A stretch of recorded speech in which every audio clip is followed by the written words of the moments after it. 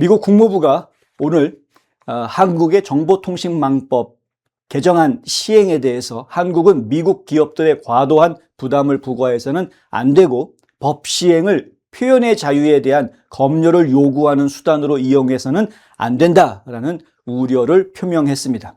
제가 지금 전해드리는 이야기는 연합뉴스에 나온 이야기를 전해드린 것인데, 연합뉴스에서 연방국무부에다가 질문을 보냈는데 답변이 온 것을 지금 보도한 것이고요. 연합뉴스뿐만이 아니라 조선일보를 비롯해서 한국에 있는 여러 언론들이 이런 비슷한 일들을 했고 다 비슷한 답변을 받았습니다. 국무부 대변인은 이날 국무부는 정통망법 시행에 대해 입장이 있느냐라는 연합뉴스의 질의에 미국은 정통망법 개정안이 과도한 컨텐츠 규제를 초래하고 표현의 자유를 훼손할 수 있다는 점에 대해 심각한 우려를 갖고 있다면서 이같이 밝혔습니다. 심각한 우려를 가지고 있다. 우리는 법 시행이 표현의 자유를 위축시키지 않도록 한국 정부가 주요 이해관계자들, 특히 미국 기술기업과 지속적인 대화를 갖기를 기대한다. 이렇게 말합니다.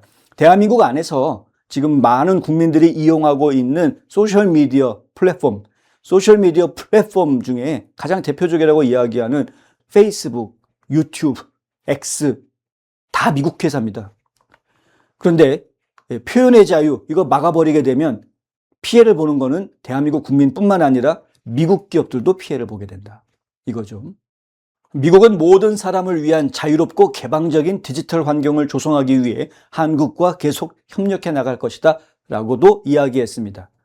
지난 7일 시행된 정통망법은 허위 조작 정보를 정보통신망에 유포하는 행위를 금지, 처벌하고 대규모 정보통신망을 운영하는 거대 플랫폼 사업자의 불법 허위 정보 삭제 등 법적 의무를 부과하는 내용을 담고 있습니다.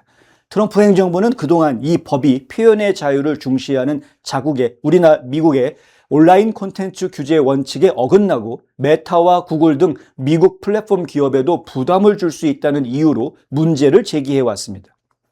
사라 로저스 국무부 공공외교 담당 차관도 지난 4월 한국을 방문했을 당시에 이 같은 우려를 전달한 바 있습니다. 한국 당국자들과 만났을 때 이 얘기 꺼냈습니다. 국무부 대변인은 로저스 차관은 올해 초에 한국 당국자들과 생산적인 대화를 갖고 모호하게 작성된 조항이 플랫폼으로 하여금 표현을 과도하게 검열하게 만들 수 있다는 위험성에 대해서 한국 측이 적극적으로 논의에 임하고 이해도가 높다는 점을 긍정적으로 평가했다. 아주 점잖게 얘기한 겁니다. 이 말 잘 알아들어야 되는데 점잖게 얘기하면 못 알아듣는 사람들이 있기 때문에 제가 좀 노골적으로 해석을 해드리자면 국무부의 얘기는 결국 이겁니다. 미국에서는 표현의 자유를 최대한 보장해주기 위해서 애를 쓴다. 어느 정도로 보장을 해주냐면요, 상대방을 욕하는 일이 벌어진 피해자가 발생하는 정도의 수위의 그러한 표현의 자유도 보장해 주려고 애를 씁니다. 심지어는 거짓말을 한 사람들도 표현의 자유를 보장해 주려고 애를 쓰는 것이 미국이다. 이게 지금 미국이 가지고 있는 아주 강력한 표현의 자유에 대한 국가적 입장인 겁니다. 헌법이 그러니까, 수정헌법 제1조가 있으니까. 그런데 미국이 그렇다고 해서 한국도 무조건 그래야 된다라고 말할 수는 없는 거죠.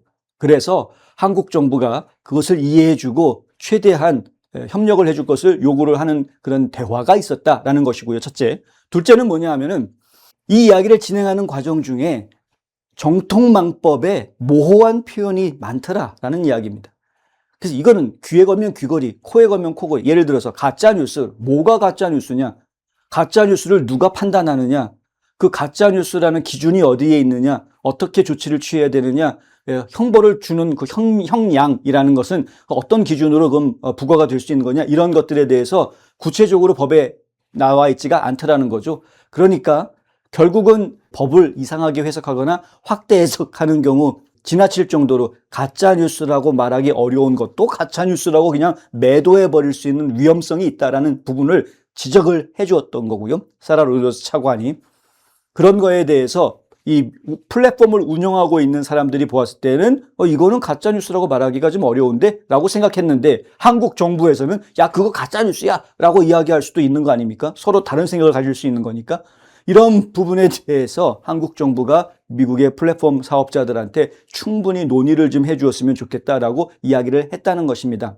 그런데 좀 더 노골적으로 말씀드리면 그거 가지고 미국 기업 괴롭힐 생각하지 마라. 라고 경고를 한 것이다. 저희는 이제 그렇게 말씀드릴 수 있고요. 왜냐하면 이것이 결국은 불공정한 처사가 될 수 있기 때문에 그렇습니다. 그래서 그걸 지켜보겠다라는 것이죠. 미국 기업의 활동을, 한국 내에서 미국 기업의 활동을 좀 불합리하게 저해하는 그러한 요소로 작용을 하게 될 경우, 그럴 경우에 미국은 한국 정부한테 뭐 책임을 물을 수밖에 없습니다. 왜냐하면 한국과 미국 간에는 서로 간에 약속들이라는 것이 있기 때문에, 조약도 있고, 그 약속, 정부가 정부 간의 약속도 있고 하기 때문에 그 책임을 물을 수밖에 없다. 좀 지켜봐야 되겠다. 그래서 지금 정통망법에 가지고 있는 법규를 실제 현장에서 어떻게 해석하고 적용하느냐를 가지고 이제 문제들이 이슈들이 나올 수 있을 것 같다. 저희가 이제 그렇게 설명을 좀 드릴 수 있겠습니다.